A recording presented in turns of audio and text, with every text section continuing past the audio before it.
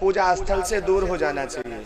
मंदिर में अगर हमारे अंदर ऐसे विचार आ रहे हैं तो वहां मंदिर से हमें बाहर हो जाना चाहिए, क्योंकि मन चलायमान है, मन चंचल है।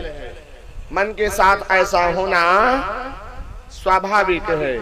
इसलिए अभी हम साधक नहीं है ना, अभी हम घर गृहस्थ हैं, मायावी हैं, माया में रहना चाहते हैं। या तो उपाय निकालिए महाराज, मन को वैष्णो माई सीधे चले जाओ, और फिर वैष्णो माई के बगल काल भैरव मत जाओ ना, ऊपर नहीं जाने की जरूरत, वहां से सीधे रामेश्वरम चले जाओ, दक्षिण भारत। अगर आप हो आए हो, मतलब जहां जहां आप गए हो, तो विपरीत दिशाओं में दर्शन प्रारंभ करो। एक बार उधर तो एक बार उधर, और फिर लौटा के लाओ उनको वहीं वैष्णो देवी काल भैरव में। फिर लौटा के ले जाओ तुम उधर पहाड़ पे, फिर ले आओ अयोध्या जी में, अयोध्या जी से फिर सीधे मथुरा जी में। ये सूरत अभ्यास है महाराज, इसको सूरत का दर्शन कहते हैं। अगर हम जहां एक बार हो आए हैं वहां दोबारा हम सूरत से जा सकते हैं। अयोध्या अगर आप हो आए हो, आंखें ऐसे हमने नम किया, अयोध्या हो गया, सरयू माई दर्शन हो गया, हनुमानगढ़ी हो गया, कनक बिहारी जी हो गए महाराज। अब लो इतने दर्शन तुरंत हो गए, 5 सेकंड में हो गया सब। इस तरह एक बार इधर तो एक बार उधर, इतनी स्पीड हो जाएगी, इतना रफ्तार हो जाएगा, मन थकेगा। और जब मन थक जाए, जब मन गयो सत्य के पासा, जब मन गयो सत्य के पासा, तब पांचों जन माने त्रासा। काम क्रोध लोभ मोह मद, ये पांचों हार मान लेते हैं। हमारा राजा, हमारा सरदार कैद हो गया महाराज। युद्ध सेना में वजीर को या राजा को कैद करो, सारी सेना अपने आप हथियार डाल देती है। हमारा राजा कैद हो गया, अब हम लड़े किसके लिए? ये तो राजा कैद हो गया। वजीर को कैद कर लिया, वजीर को मार दिया, समझ लो आधी सेना नष्ट हो गई। आधी सेना का जो गाइडलाइन करने वाला था, दिशा निर्देश देने वाला था, वो मारा गया। अब उसको दिशा कौन देगी? भगदड़ मच जाएगी। वही हाल शरीर के अंदर है, वही हाल शरीर के अंदर है प्यारे। मन तो मारे मरते नाही, मन का मोहड़ा बड़ा करेर। और मन तो मन का लय भर मावे, मन के आहे अनेगन फेर। ये अनेकों फेर मन के, लेकिन तुम्हारे पास भी कोई बैठा है महाराज। ज्ञान गुरु है पास ही अपने, तेहिते कस न ले उसल्ला। अगर ज्ञान गुरु तुम्हारे अंदर है तो कभी कभी बैठ के हम उससे भी सलाह ले लिया करें। ज्ञान गुरु है पास ही अपने, तेहिते कस न ले उसल्ला। मन मारे के जुगुत बतई है, कोई आदि अंत निर्वाह। क्षमा के जो ढाल बनावे, और गुरु ज्ञान के तलवार। अपने मन का मार लेते हैं, तिनका लागे भक्ति प्यारी। ये साला है महाराज, स्वामी ने लिखा है, गुरुदास जी महाराज। शरीर के अंदर की सारी लड़ाई साहब ने साला में अंकित किया है। तो स्वामी कह रहे, आइए चलते हैं। जब मैं आपन गति कही, तब पूछा तुम मोहि। जग जीवन दास जन जानी कहे, कहीं हो सुत सब तो ही सत्य गुरु जग जीवन साहिब की जय। भगवान ब्रह्मा के पुत्र नारद माया में भटक रहे, स्वप्न में चले गए। उनका स्वप्न इतना विस्तार कर गया, उनका पुत्र हो गया। स्वप्ने में भावी नाम कन्या वधू बन के आ गई। अमर अजित नाम विवाह संपन्न होने के बाद कंचन नाम बन चले गए। वहां भाव सतऋषि का दर्शन हुआ, उन्होंने अपना सदगुरु माना। तत्पश्चात उन्हीं से वादा विवाद करने लगे महाराज। ये डीएनए का प्रभाव है, जीन का प्रभाव होता है।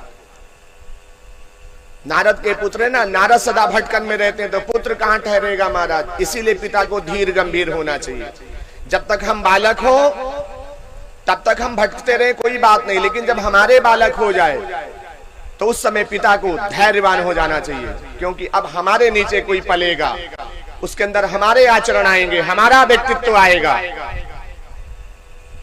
इसलिए पिता को ठहर के रहना चाहिए, पिता को सदा वजनता में रहना चाहिए। नारद सुनो कहत हो तो ही, जैसे ईश्वर कछु दीन हो मोही। ये ब्रह्मा सो कथाव कहू, जो जब लही तुम भूले राहू। ईश्वर दास ते कपट न करई, ईश्वर दास ते कपट न करई। जस कछु देखे तैसे राहई। ए नारद सुनु तुम ते कहूँ, जही विधि भूले मन माराहूँ। जौन भांति हमें भूले, सो अब कहो बखानी। जानी परत नहीं सोई गति, तुम प्रतीत सुनी आनी। सत्य गुरु जग जीवन साहेब की जय। भगवान ब्रह्मा अपने पुत्र नारद को एक अलग कथा बताने जा रहे थे, लेकिन नारद जी ने तुरंत स्मरण कराया। श्री हरि नारायण भगवान भोलेनाथ को एक दूसरी कथा सुनाने जा रहे थे, लेकिन शिव जी ने कहा प्रभु वही वाली कथा जो आपने प्रारंभ किया था, मध्यान्ह चरण प्रारंभ हो गया था, उसी को दोनों लोग पकड़े बैठे। महाराज नारद कह रहे अपने पिता ब्रह्मा से, प्रभु वही कथा जो आपने प्रारंभ किया था, अब और कुछ मत सुनाओ। भगवान ब्रह्मा उसी बात को आगे बढ़ाने जा रहे हैं। क्या है कि पार्वती गणेश ते कहेऊ, हम तुम माता तोय सुत भयऊ। तुम सुत आहो गणेश हमारे, पूछो शब्द तुम कहो पुकारे। ए गणेश सुत मोर कहायो, सिद्धि वचन तुम कहाँ ते पायो। महारानी पार्वती कह रही है अपने पुत्र महाराज गणेश से, एक बार ऐसा होता है महाराज गणेश आहू, कहा जानी तुम पूछत आहू। काहे कहो सोई तुम कहू, माता मंत्र तुम्हें के दीना। काह जानी तुम पूछे लीना, ये सुत सुनो कथा मैं कहूँ। बहुत सुंदर भाव दे रहे स्वामी, थोड़ा चित्त एकाग्र रखना बाबा।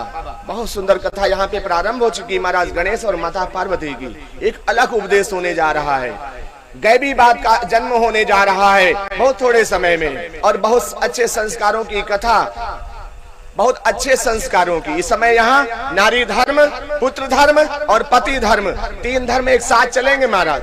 ध्यान से सुनना, क्योंकि आप यहाँ पे काफी लोग पति हैं और यहाँ काफी लोग पत्नी है ना। और पुत्र तो सभी है महाराज। पुत्र मतलब औलाद, जो गर्भ से निकले वो औलाद है। कन्या और पुत्र तो हम नाम दे देते हैं, माँ के गर्भ से जो निकले परमात्मा का दिया प्रसाद है, औलाद मान के उसकी सेवा करो। कन्याएं भी पुत्र बन जाती हैं और पुत्र भी कन्या बन जाते हैं महाराज, है ना। जो अपने पिता के गौरव को ना बचा सके, कुल की मर्यादा को ना बचा सके, पिता का नाम रोशन ना कर सके, वो पुत्र नहीं महाराज। वो दान करने योग्य, उसको दान कर दो, है ना। वो घर में रहने योग्य नहीं है, उसे दान करो कन्याओं की तरह। वो जाके दूसरा अपना कहीं बसेरा बनाए। कभी कभी कन्याएं अपने पिता का गौरव बन जाती है दान के पहले ही महाराज।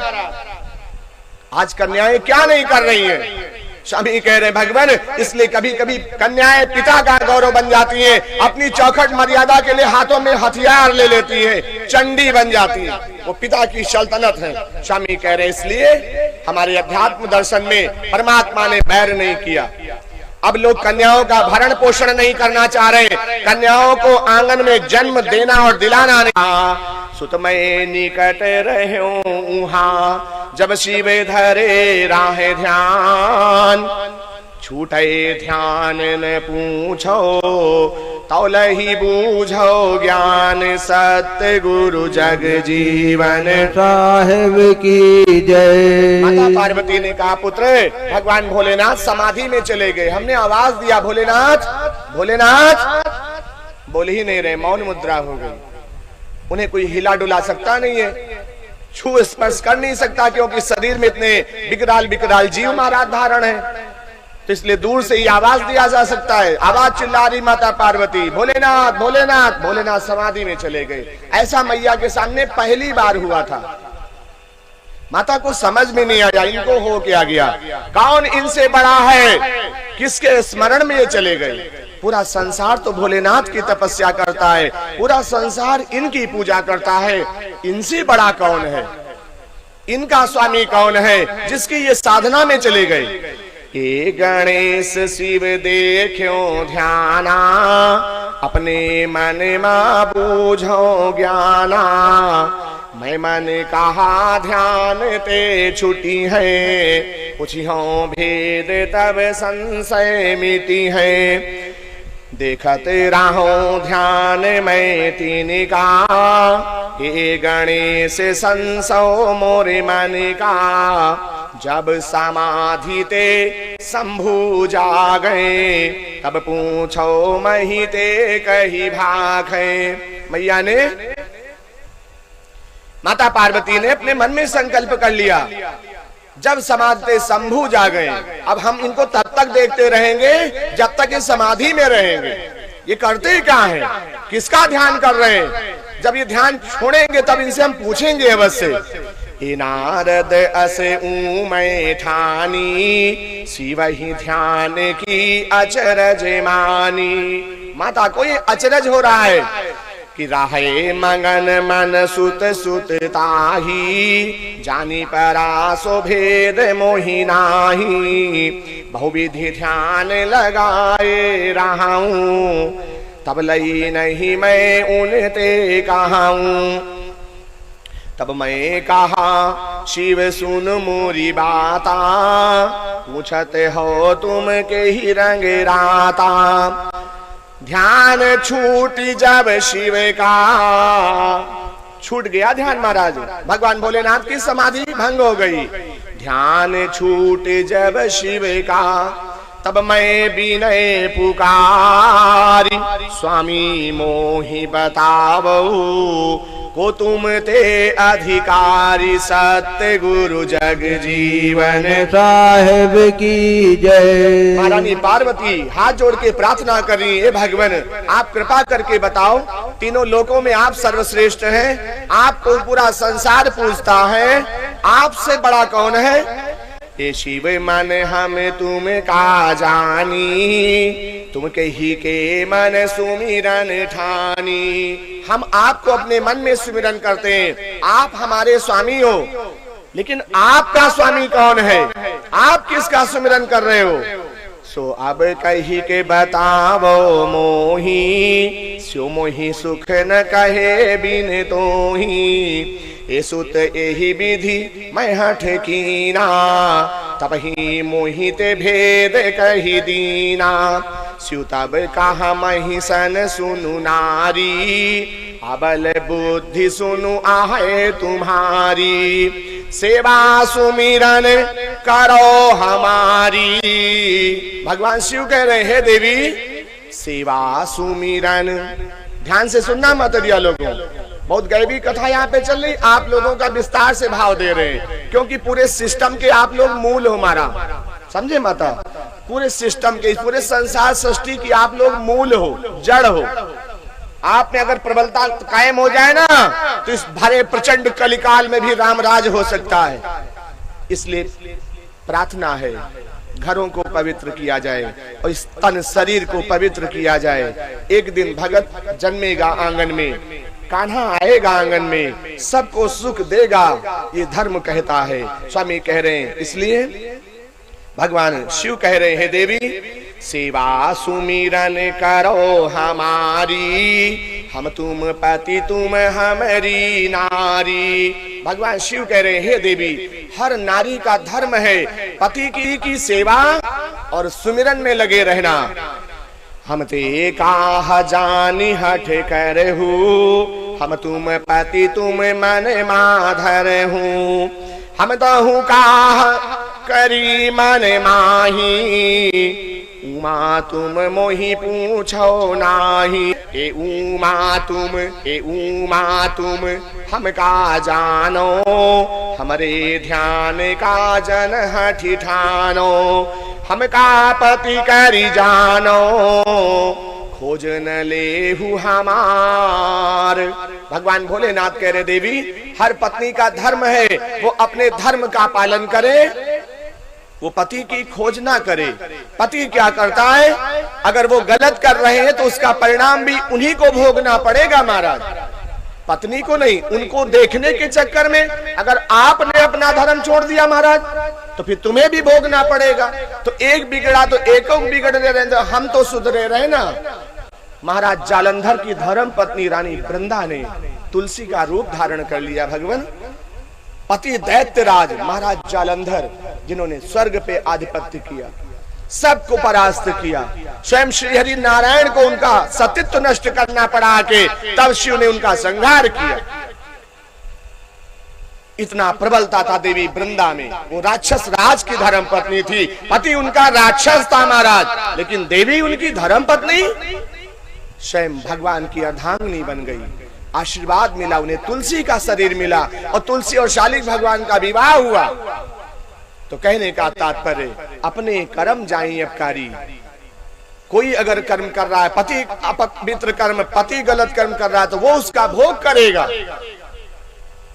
पत्नी कर रही तो पत्नी भोग करेगी। पत्नी अगर सत्कर्म कर रही तो पति का भोग पत्नी को प्राप्त नहीं होगा, पत्नी के सत्कर्म पति के ऊपर प्रभावित हो जाएंगे। ये सिद्धांत कहा गया है। स्वामी कह रहे भजन किया मीरा ने, राणा को किसी ने जाना नहीं।